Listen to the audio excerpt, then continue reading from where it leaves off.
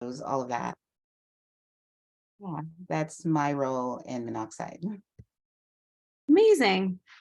Well, thank you for sharing that. And I love that it's a family business. That's amazing. You guys seem to be a good pair. So, yeah, I guess we could start there and just kind of talk a little bit about how you got into the jewelry industry, from a creative standpoint as well as a production standpoint, what kind of pulled you there. And then we'll kind of pass that same question around. I'll refresh you if you forget based as the dialogue goes on. But yeah, just a little bit about how you got into the industry, why jewelry. Well, as I stated, it started as a passion project. A piece of jewelry actually broke in my house, and I decided I was going to fix it. And from then, I've just been making jewelry. I am self-taught, so I started with taking apart vintage jewelry, reworking it, doing custom one-of-a-kind pieces. I would take apart everything. I taught myself how all the components work. And then from there, I started creating our collection. So now we do 4 collections every year. In an effort to be more sustainable, that is, of course, made to order. So we've gone from one of a kind. Now we're doing our collections. Now we're selling in Toronto, Canada, and outside of Canada. So that's been an interesting evolution. And it's been, I would say, very organic in terms of growing our production, growing everything from, starting in the basement, actually in my room. And then I got kicked into the basement, and now we have our own studio. So it's been really, really nice to look back and be like, okay, we actually started from the bottom. Now we're here. Did I forget anything else in your question? I want to make sure I got it. No, yeah. I think it was just, interested to know, basically what you shared, like I love the sustainability component. And I think, moving from the one of a kind space to the more production space, I'm interested to know how you build your assortments. Like, how do you choose what depth you provide in certain styles? I mean, I'm sure you have like a bestseller. Yeah, we have our best sellers, we have our core collection, but again, everything is kind of designed very organically. It's not, I don't really look at the trends or anything like that. It's more of, oh, I'm really interested in this piece, or I'm really inspired by something I saw, and then I build the collection kind of around that feeling almost, and then we kind of build off of that. I don't know. Karen, you're not like, I think super involved, but I'm not involved in the design part of the business. Like, Tyler creates the collections and then we move from there. I do have some input, once, like, sometimes she creates something and I'm like, that is not gonna work. That's a beautiful one of a kind piece.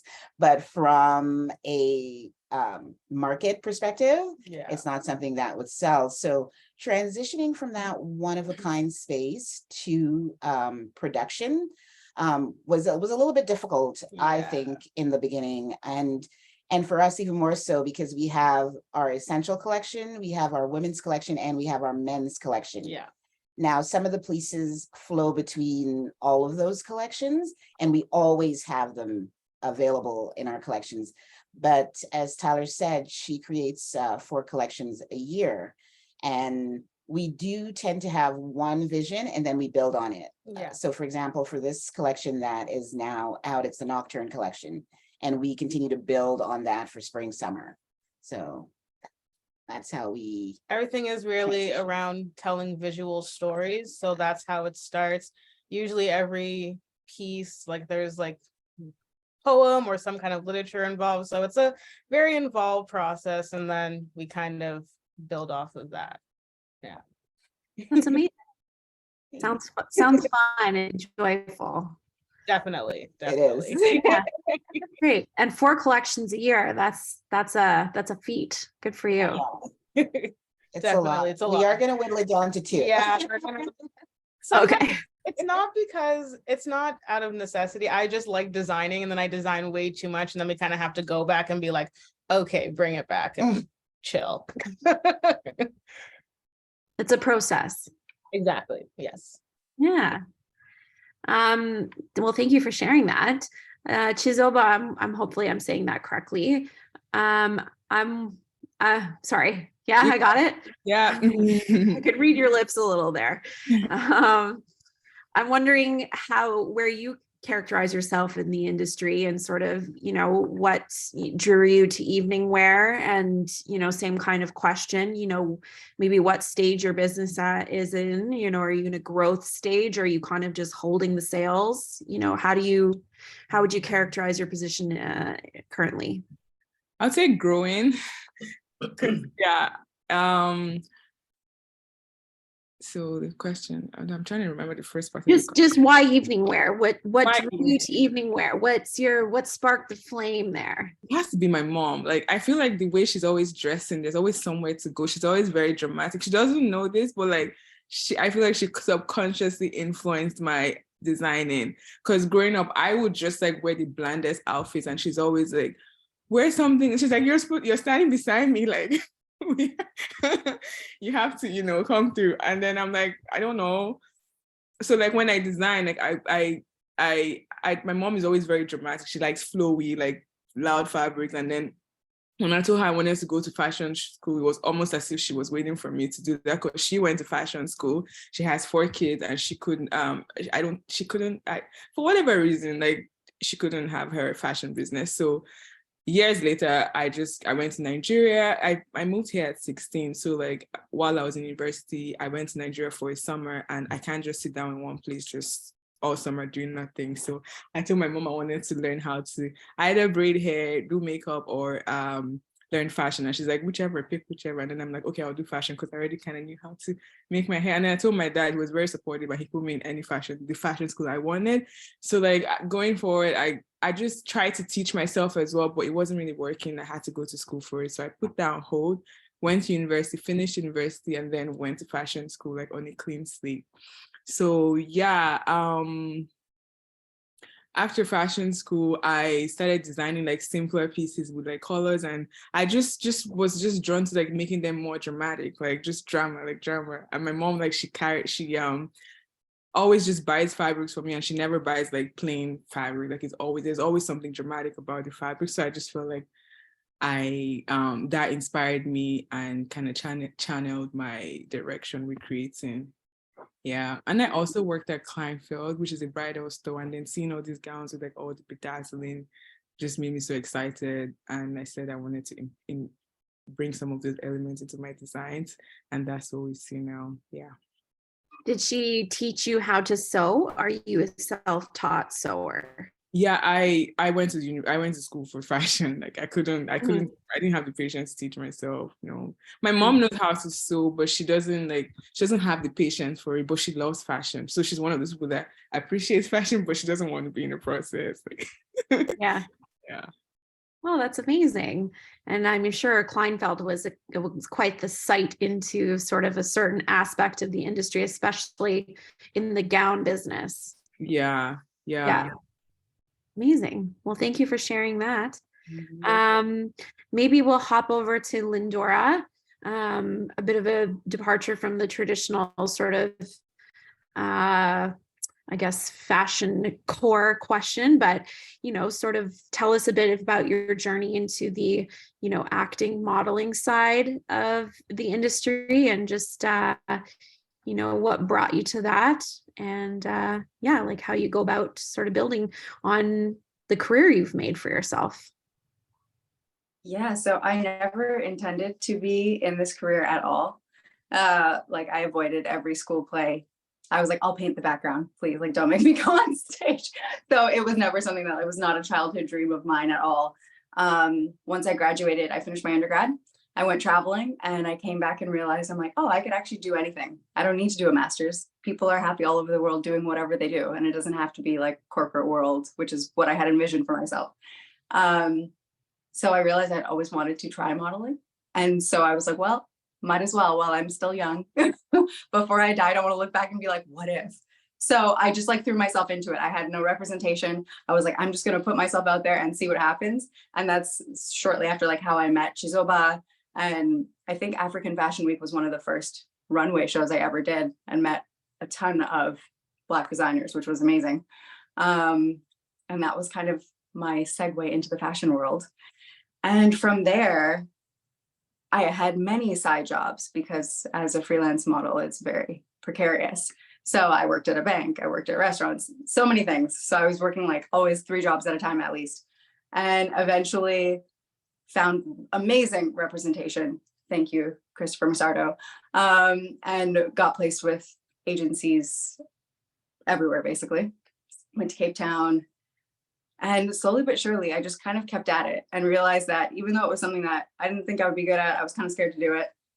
The more that I challenged myself to do the things I was scared of, the more exciting it was and the better I eventually got at it. So that's how modeling kind of led into acting, because I was like, oh, I don't want to do it. I don't want to do it. But through doing commercial auditions and like starting to have lines and being like, oh my gosh, I have to say things on camera. Okay, let me pull myself together. Eventually I was like, oh, I can do this. Like I can actually do this. And the more you do it, the better you get. So I'm very fortunate now to, I think, be where I'm at, where I can say I'm modeling and acting full time. And I love it. Honestly, like I love the challenge of always wanting to be better at something and always wanting to find different places in yourself that you didn't know existed. And I feel that way in both modeling and acting. So that's me. Oh, you're on mute. Oh, goodness. There we go. Sorry. I think that's beautiful. I think it's a really, incredible thing that you can live your passion and pursue that. It's really amazing. And congrats on the success. I mean, that's great. Getting representation is a big deal. Yeah.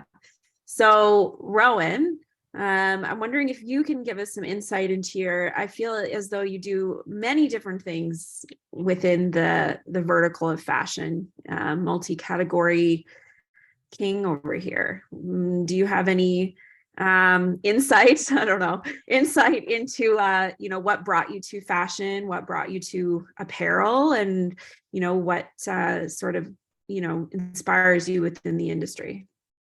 To be honest with you, I was bored.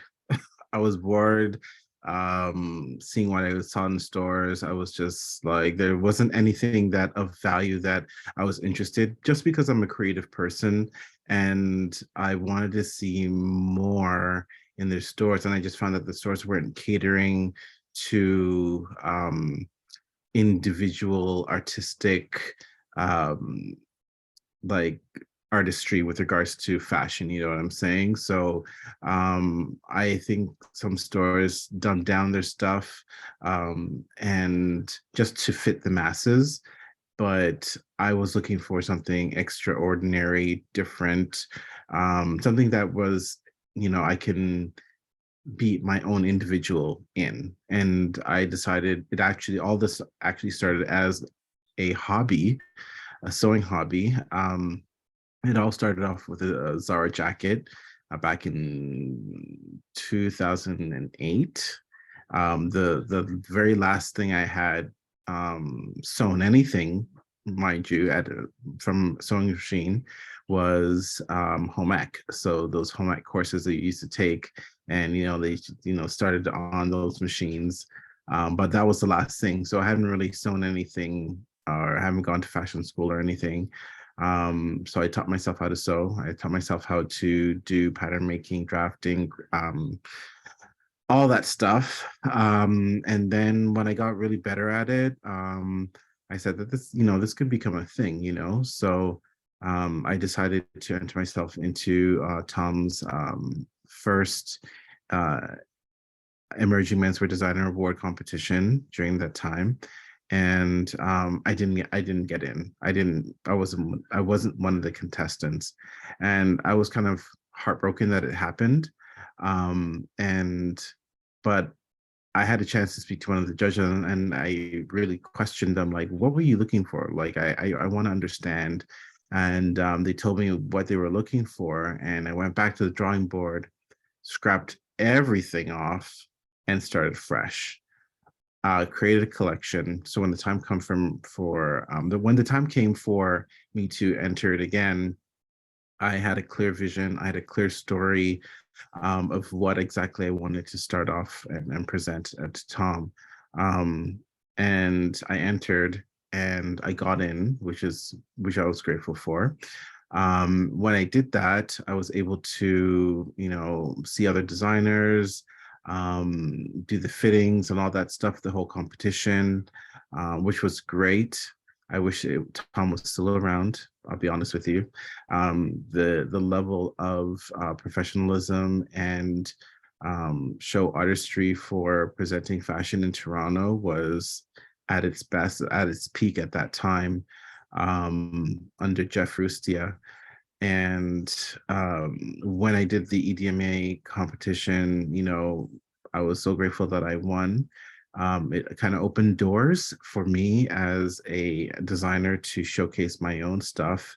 And then it kind of took off, people started calling, they wanted to pull for magazines, photo shoots and things like that. So I was really, really happy that I found my calling, because I know there's some people out there still looking for, I don't know what I'm here to do. I don't know where to begin, but I'm just so grateful that I found it, and I'm so happy that I'm able to come into these spaces and actually, hopefully, be able to inspire other people, from my own journey, and hopefully they can take the same journey and learn from me as well as other designers and creatives here. Yeah, that's amazing. I think, as it is Black History Month, hearing, stories like that is really important. And it kind of leads me into my next question, just sort of hearing what you were saying when you kind of, had that experience. Do you think or feel, I want to share with us whether or not you feel being a Black designer played any role in some of the, circumstances that you felt entering the fashion industry? Do you feel, you were sort of challenged in any way that, maybe your, peers may not have been? We're just interested to know if that is something that you feel you would share. To be honest with you, when I entered the fashion industry, I was green. I didn't know anything. I was just, trekking along, happy-go-lucky, on my merry way, having fun, going to fashion parties and stuff like that. But when it came down to the business and opportunities, they came. I'm going to be honest, they came. Not because of my own, not because of my skin color, obviously, but it's just because of what I created. I made sure that I put the work in. I've done my research. I made sure that my stuff was presentable at a level where it was comparable to stuff in like the Holt Renfrews, the Selfridges, the Bays and all that stuff. So I made sure that it was comparable to that. Now, coming into the space now and kind of now understanding the industry, I'm able to kind of assess where I'm at and where I need to be. Will those doors be opened for me? Don't know. I'm still going on that journey. Have I noticed things? Yes, absolutely. With regards to, bigger, better opportunities, I'm just here to try to make connections within the industry. But I have seen, recently some efforts for, more Black creatives to come into the space and be able to showcase their stuff, their artwork, their pieces, their collections in those spaces, which I'm grateful for. Yeah, that's great.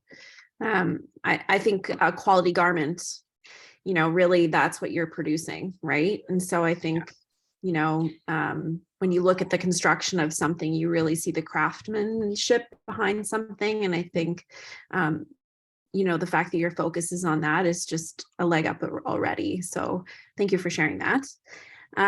Maybe, reaching over to Tyler and Karen, interested to know your perspective, whether or not you feel, being, Black designers, Black creative director, running a jewelry brand in Canada has ever really challenged you or presented some obstacles, in the creative field, in the accessories field, jewelry field that, maybe some of the counterparts or other peers in the industry haven't quite experienced? And if so, would you be comfortable sharing those obstacles?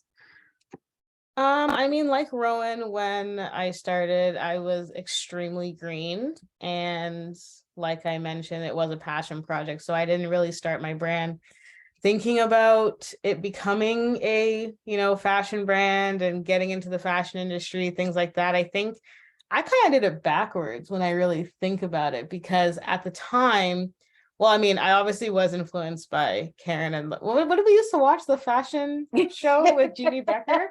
Fashion television. Fashion television. So for Fashion sure, television, yeah.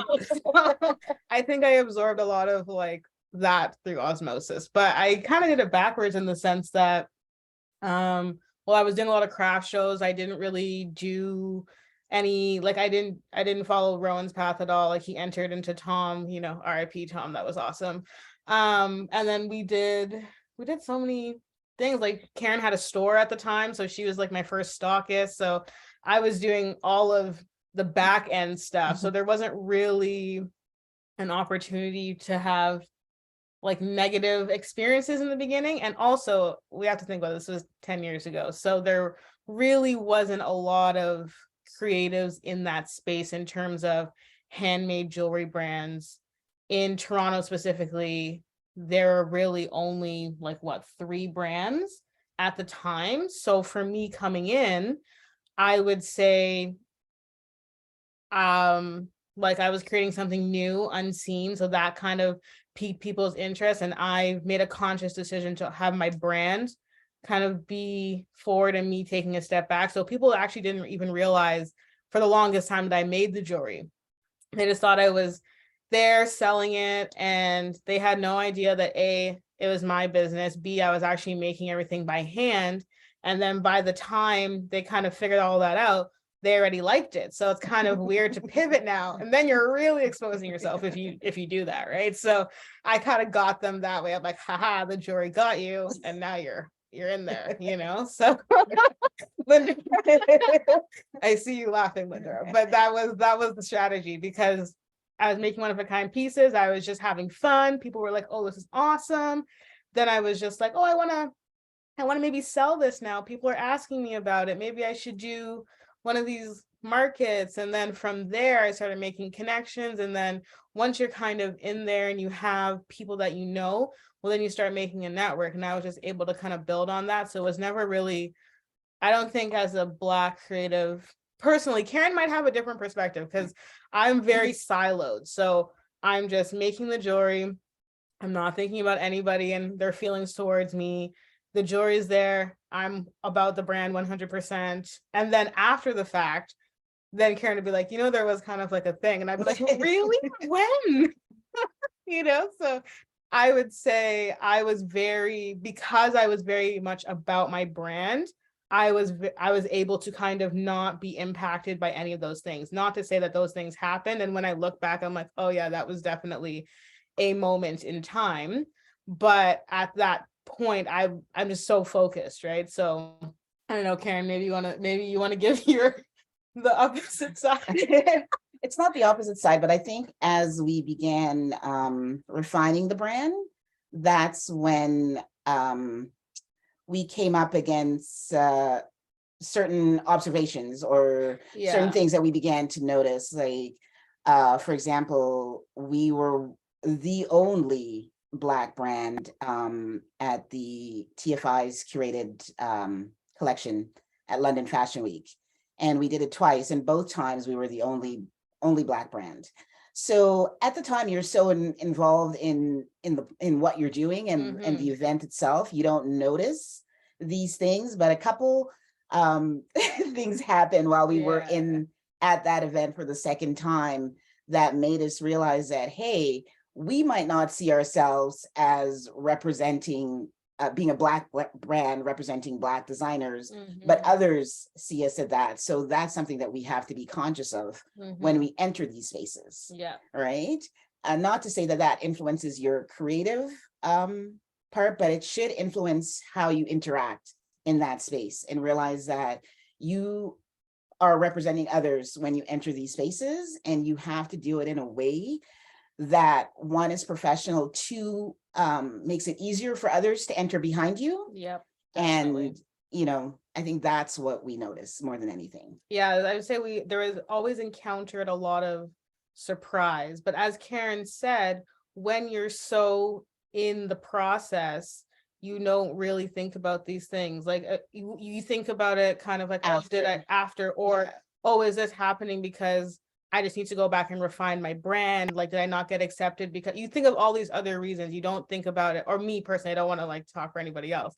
I was not like, oh, is it a race thing? I'd just be like, I have to work harder. I have to work smarter. I have to refine my brand until they just can't say no, you know? So it's interesting when you look back and you're like, oh, yeah, that was definitely a moment. Yeah. That's so interesting.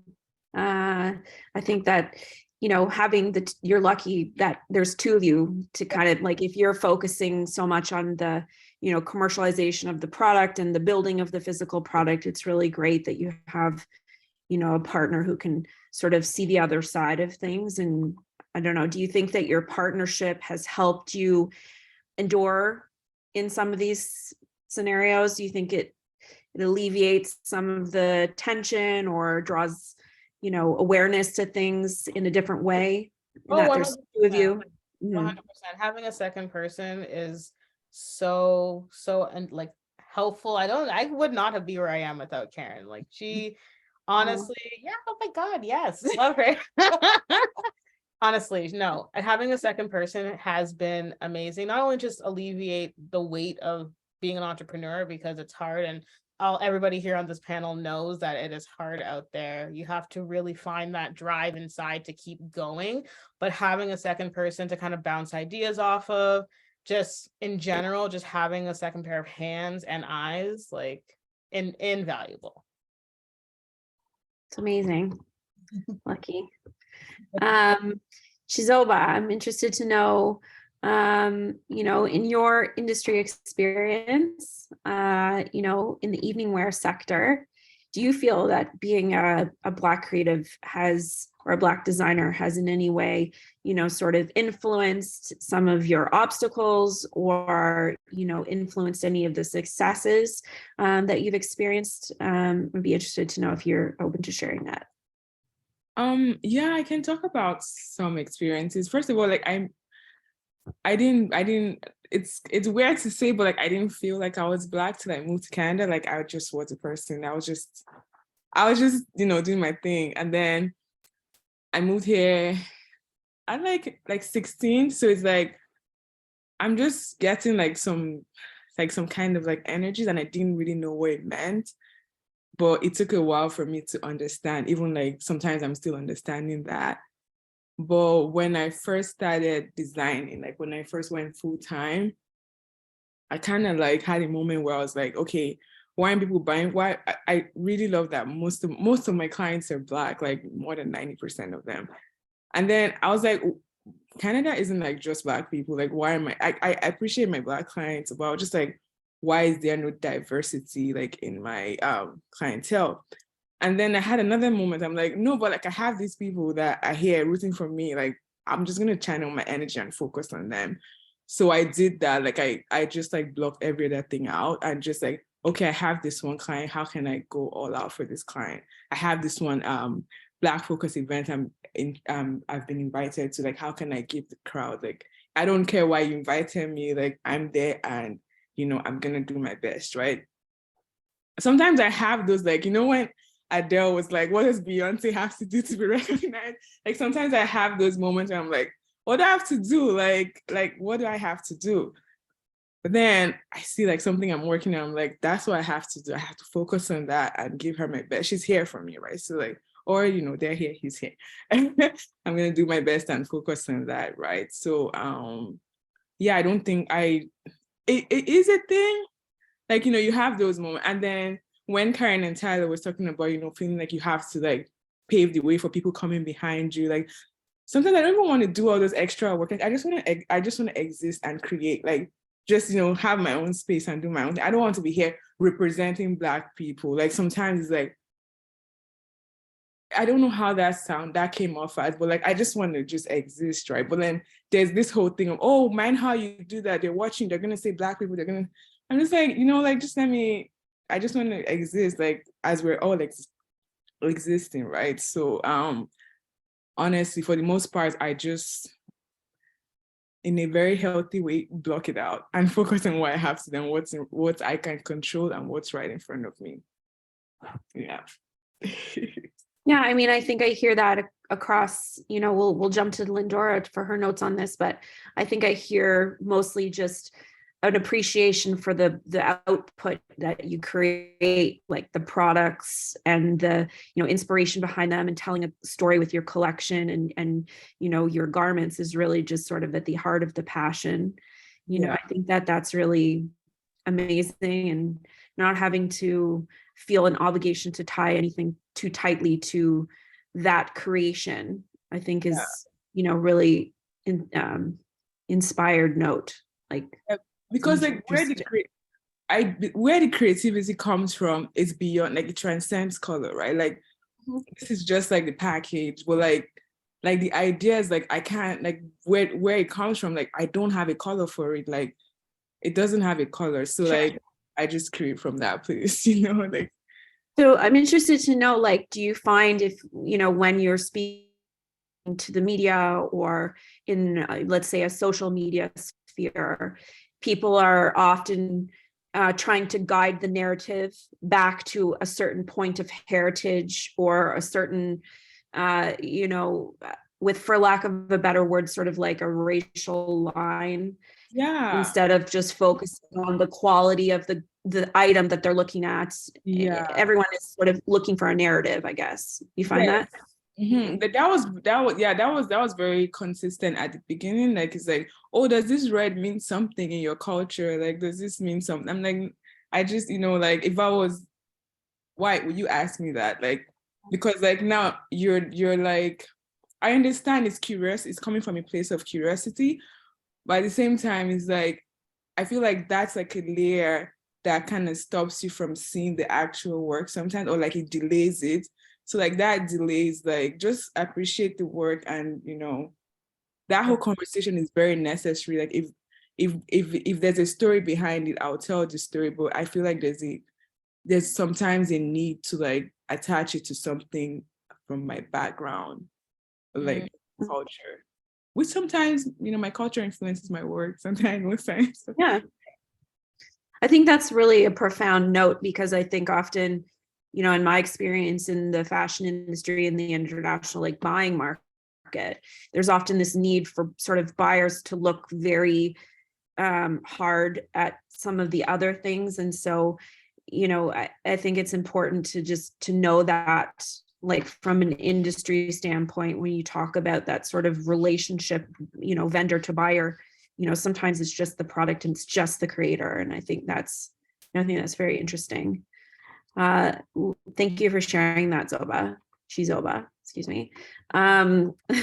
Lindura, I'm interested to know, your experience, as a Black actress and Black model,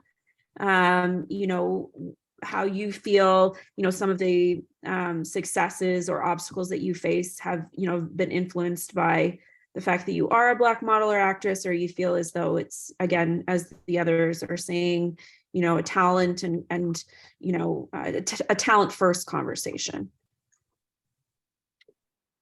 So I think definitely, as I've listened to you all speak, I'm definitely in my mind echoing that same thing of, it's a talent forward conversation, in terms of even like when you pose that question, it's almost automatically hard for me to think of like, what are the obstacles I face? Like, what are the challenges? But the thing is, I know they're there, and it's almost as if, as like just growing up in a society that you it's especially Canada, where you can't necessarily like tangibly feel racism or tangibly necessarily see it in order to like call it out. Like there's not necessarily like a specific racist comment that was said to you, but it's just in the atmosphere and in the system of the way things work. So growing up, you just learn to almost tune it out, and you just continue to, what everyone has echoed here, you put your head down and you say, you don't make it about like, oh, it's because I'm Black or what. You just say, what do I need to do? How much harder can I work to get into these spaces? What else can I do to reach that next step? So it's almost like you just automatically end up working harder and harder and harder to try and reach those next sort of milestones that you want to reach. But then when I think about it, like, I think, and generally this is the theme amongst all of us right now, is that we are often the only ones in the room. And that's challenging. And I didn't really see it that way before. Like going through my life, I don't go into a room and go, oh, this is so tough, I'm the only Black person. Like it doesn't feel like a challenge. But when you think about it, it is, because it puts that pressure on you of like being the one apparent representation for your culture. So people start to ask you questions as if you're an expert, and you're like, as if your experience represents everyone else's, which it does not. And then also it's just, it's hard to explain, but it's just like this knowing that you are the other.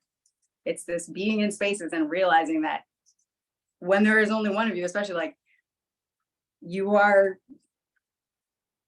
no, I don't know how to describe it, but it's definitely something I've noticed on sets. And it's not just like, I at the same time want to say like the quote unquote challenges that models of color face in this industry are way better than they were like in the 60s.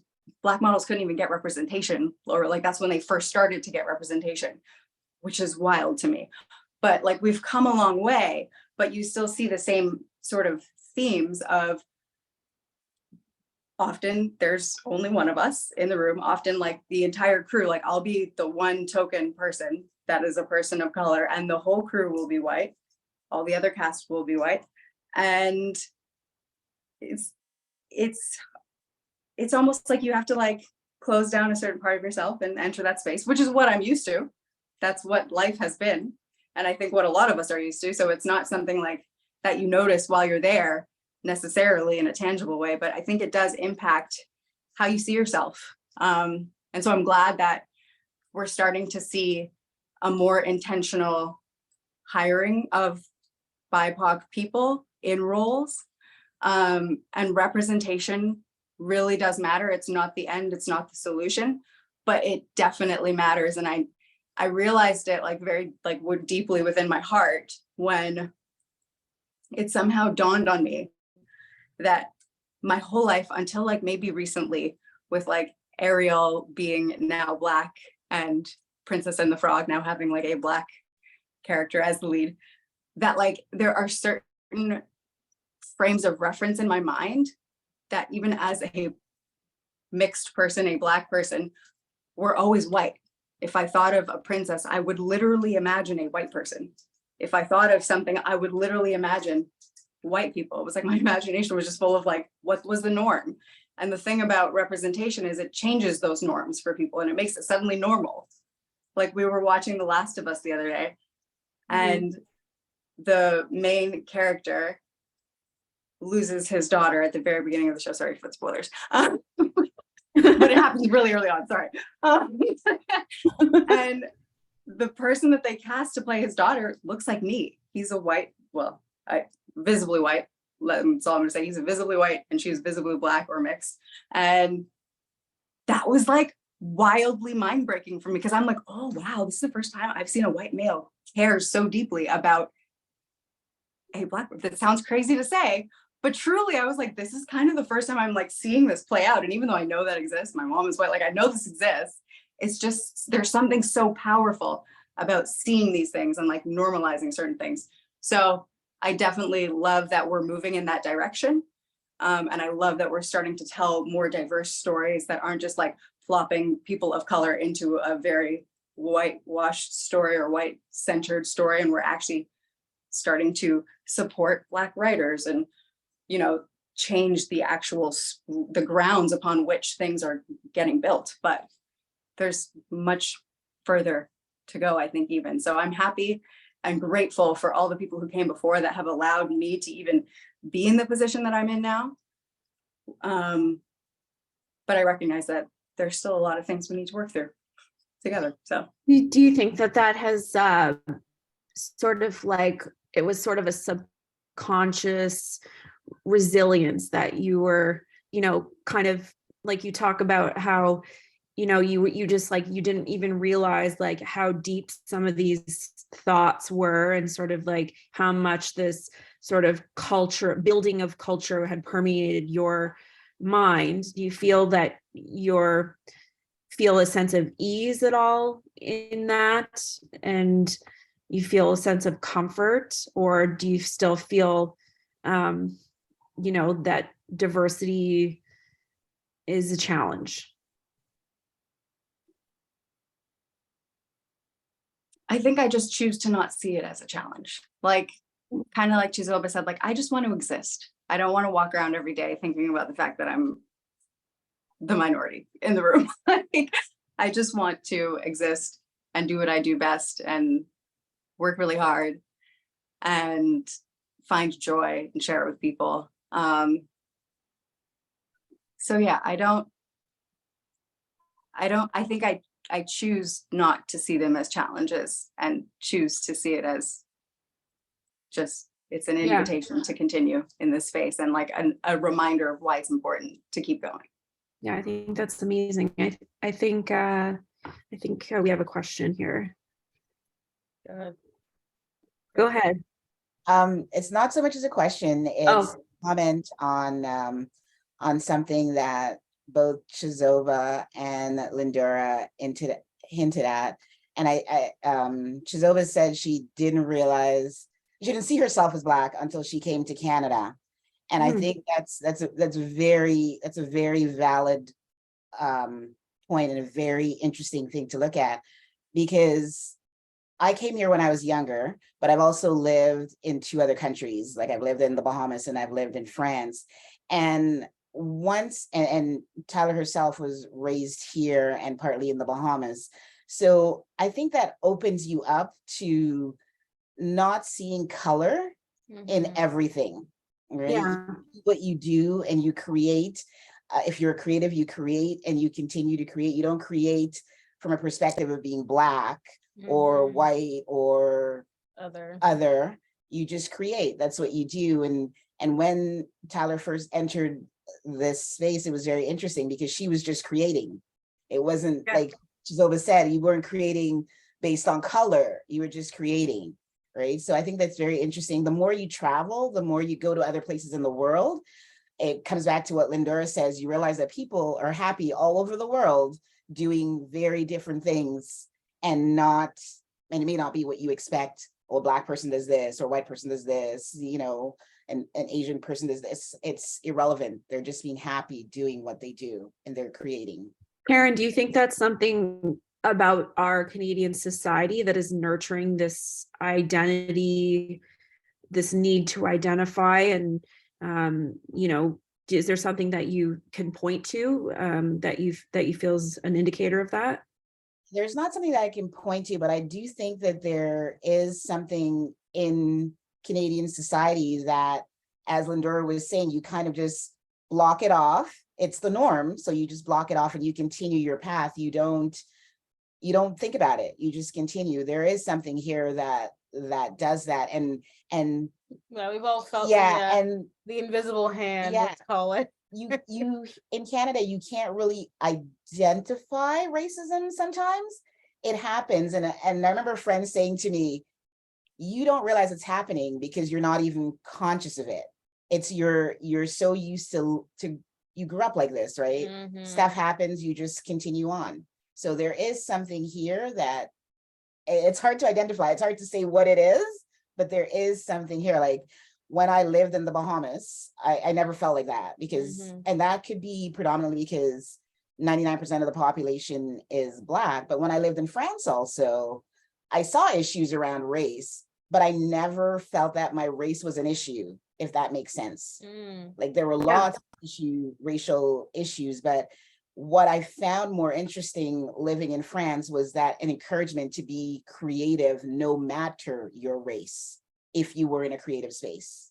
I feel like definitely here you have to work 10 times harder because you're blocking out all of that while still not trying to let your energy get taken, that creative drive. Like it's so much harder. Like when, like you said, when we were in the Bahamas, like I was just living life and having fun and just, you want to jump off the cliff into the water. We did like some ridiculous things when I think back on it, but that you need kind of those fun experiences, no racial lens, nothing. You're literally just being, like Zoba said, like you just want to be, It's very Yeah, I think that's why I was sort of asking, I don't know if my question was pointed enough about resilience and like what sort of nurtures that, like to be able to just, go cliff jumping in the Bahamas and like wash out all of that. You know what I mean? Like, I think it's a personal thing. It's really being an entrepreneur, being a creative.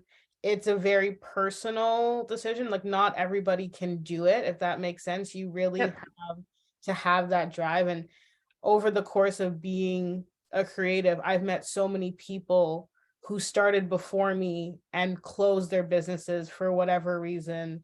And honestly, I credit it to my family, to my parents. I've had a lot of like strong females around me, so I just literally feel like I can do anything and no one can tell me anything. And if there's a door closed, I kick the door open and I sit at whatever table I want to sit at. But that is me personally, right? So yeah, but you kind of need that drive to be like, sure. I don't care what anybody tells me. I don't care what they think about me.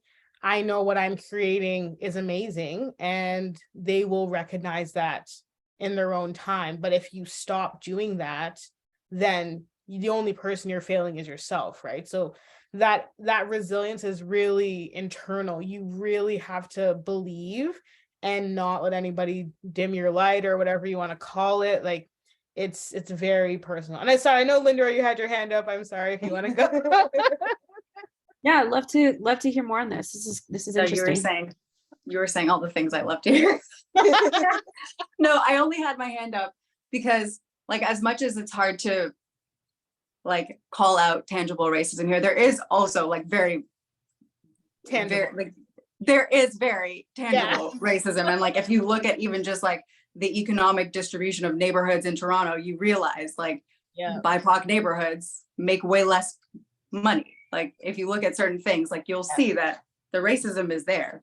If you look at Indigenous communities and like the overrepresentation of Indigenous people in prisons, the lack of clean water, there's so many examples that could be concrete of racism here in Canada. I just feel like on a day-to-day basis, I just wanted to clarify what I meant. On a day-to-day basis. I agree with that. On a Yeah. day-to-day, you have to kind of like blinders on, but if you look at the overarching, like you said, it is very blatant. Yeah. Mhm.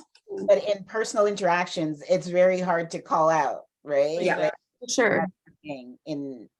that's what I think. Like I'm I've trying seen to it in say. so many, like even when we did markets, you're like, this is like so difficult to quantify. Like people's reaction is so subtle, but that it's driven by that, Yeah. Yeah. Zoba, did you have anything to add, or Rhowan, did you have anything to add to that? I used to like question it, I'm like, what's that? No. But now I know it is. Like I don't question it anymore. I'm like, if I'm questioning it, yeah, it is. Like, cause it's like, I got tired of like, it became like a lot, and I'm just like, okay, yeah, if I'm feeling like that, it probably is. Yeah. And then I think, yeah, sorry. I Go think ahead. for me, I do see it on the regular, you know what I'm saying? So, but I do choose to ignore it. I still have a destination where I need to get things done and be at certain places. One thing I know about this industry is that when you get to a certain point, those people that have kind of ignored you or give you sleight of hand, they'll come back.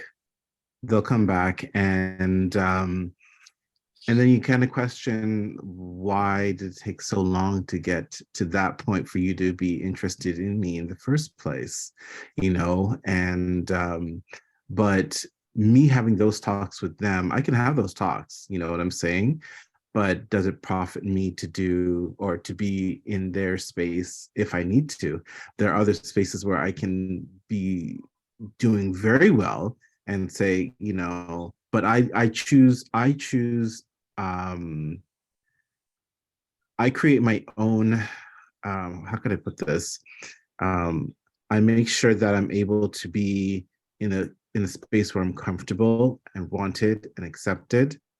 Um, I'm not trying to be in a space where you're trying to force me to, just because you want to fill the status quo, or, um, try to hop on the bandwagon of certain cultural events and stuff like that. I'm not about that. If you love me for me and love me for my stuff that I create, I'm all for it. Let's go, let's do something together. But if you're trying to do that and try to be at a point where you're trying to get to answer your quota as, oh yeah, we're supporting Black Lives Matter, da da da da, and then 3 months later it's just like crickets, you know what I'm saying? And you're trying to reach out to them and they don't want to respond. I cut that off. I don't have time for that. I'd rather go somewhere else and put my stuff there, be great, do wonderful things. And if they should call, I'll listen, but the choice is mine, whether or Yes. not if I want to be in that space. Yeah, that's amazing. Love how that was phrased. Yes. Yeah. Are you able to speak to, and that, being the case, talking about the, Black Lives Matter, some of the notes of, sort of performative allyship or what have you. What do you feel Black History Month means to you in 2023? Do you feel, all sorts of ways about it? Do you feel positive outlooking? What does Black History Month mean to you now? For me, I get mixed reviews. I wish every day of the year was Black History Month. Of course, yes. Or every cultural month. I think Yeah. we need to just get to a mindset of celebrating each and every cultural background. Even though that we have been neglected over the years with regards to our contributions to society, and now we have to kind of put it on display in February for Black History Month. So I have mixed reviews with regards to having February being Black History Month, but I do understand and recognize the contributions that we as a people are making, we as Canadians are making to make a difference, so that we're able to make an awareness of what our contributions are and bringing it to the masses and to the world. Mm-hmm. Yeah, I second that. And I think it's checking in and being mindful of that, I think, is really important, and continuing the conversation in September, in December, in June, Yeah. whenever, it's always a topic and it's always something that needs attention. Lindura, do you have Yes. any thoughts on what Black History Month means to you? Yeah. Like for me personally, Black History Month is just an invitation to like further deepen my understanding of how, like this question that I asked myself, like, how can I support BIPOC people every day of the year? And like, it's for me, it's just like more so focused into my attention this month, because everyone's, posting different, whether it's knowledge, history, brands to support all these things. So it's top of mind in February, sure, but it's not something that I only think about in this month. It's something that I think like my hope for Black History Month or any sort of day that is recognizing a culture is that people don't just celebrate something on that day, but they really ask themselves the question, how can we bring about justice for this community in our everyday lives? Like, what can we carry forward through the rest of the year? What do we need to be doing? And if it's that one day of reflection that you answer that question, fine. But that's kind of my hope for what these sort of honorary days do for the globe. And then in terms of like what it really means to me, celebrating, recognizing Black people and where we've come from, like I think for me personally, it's kind of once again that question.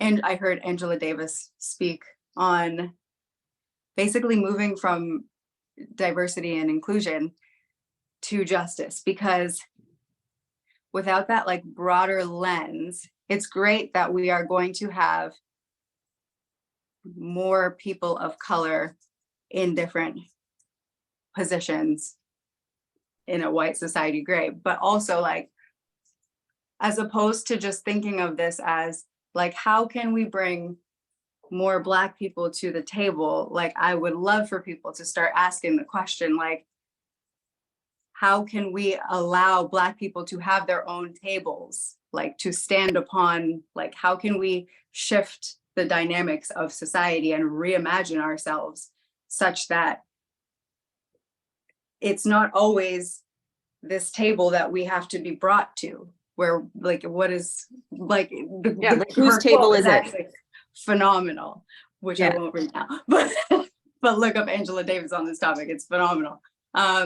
So for me, it's great to have more attention onto all of these Black creators and really highlighting the wonderful contributions that, of course, we have made to the world. But also, like, I really, really want people to start asking the question of like, what can we really do to shift the power dynamics and, you know, create a more just society for all of us every day of the year. Whether that's, you know, signing on to the 15% pledge, whether that's, I mean, Beverly Johnson suggested, apparently in the NFL, they have a rule that they have to interview at least interview a certain number of like minority candidates for any like coaching position or higher up position. And Beverly Johnson is like, let's implement this in the fashion industry. For every executive position you have to interview at least 2 Black candidates. And I was like, that sounds reasonable. And I'm like, why aren't we already doing this? So I feel like there's so many concrete ways to do it, but we just need to start actually doing it. So that's my hope for Black History Month, is that it becomes a month of actual action. Yeah, I love that. That's really inspired. I'm gonna look that quote up. Angela Davis, right? Mm-hmm. Yeah, awesome. Zoba, do you have any thoughts you want to share, or anything that you feel what Black history means to you now in 2023, or has meant to you in the past, or how that's evolving? Thoughts? Yeah, Black History Month is a new concept for me. So when I first started hearing about it, it was like mostly like you're seeing change, you're seeing slave ships, like you're seeing all of that.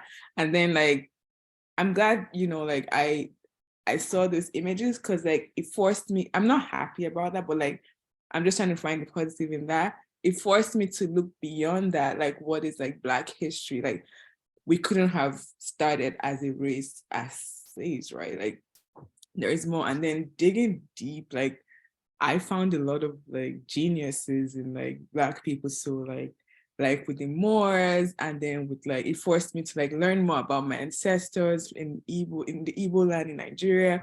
I read more books, and I'm just like hearing all these things and like learning all these things about like the herbs and the food and the diet, and like my ancestors like prioritize preserving nature, like like the way we waste things, like that wasn't a thing, right? So like I learned from that, and then so now I use for Black History Month, I just celebrate my ancestors, and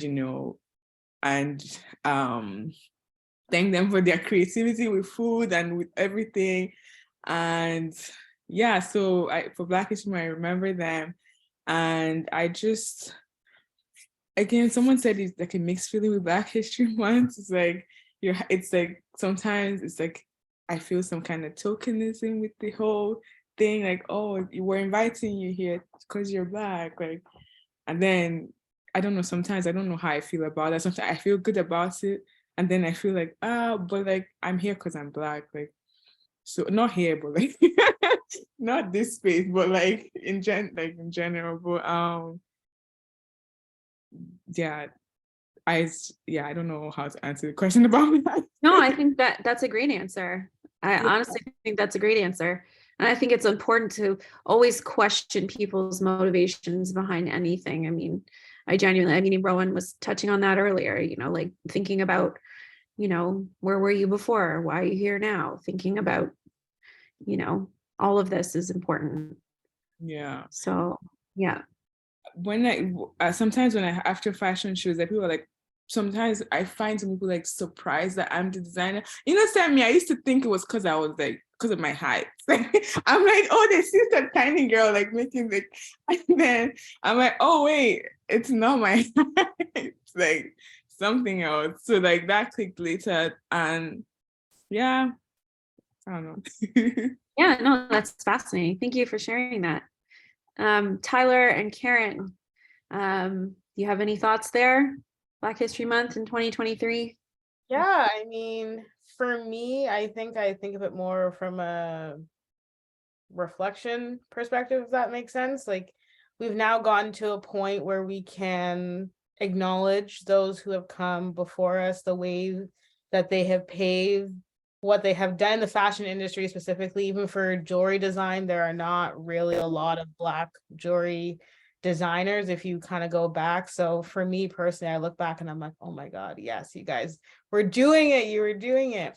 And then acknowledging who came before us. And then also for me, just thinking about what I can do with my actions to pave the way for others and to build on the foundations that have been created. Because Lindura made a good point in her hope that with Black History Month, we are looking beyond the month and changing and reimagining the spaces that we inhabit and things like that. But in order for that to happen, you have to nurture creatives. So I'm very conscious of that with my brand now, in how can I nurture, how can I help others, how can I share my knowledge and pave the way and make it easier for other people. Because we've all had our challenges that we talked about tonight, but it would just be nice if we could just create and be, recognized for our creations, like so many of us have stated. So if we can get to that point where it's not even about race, not even about anything but the designs, then I'll say that Black History Month has done its job, has gotten people out there, gotten consumers to rethink about how they support other brands. Like, we just have to put in the work so that we can just keep building into the future and building on that. Yeah, you? No? For me, like Rhowan said, it's mixed feelings, right? I'm very happy that this month exists, that we celebrate Black people present and past, but I also feel like, why do we have to do that?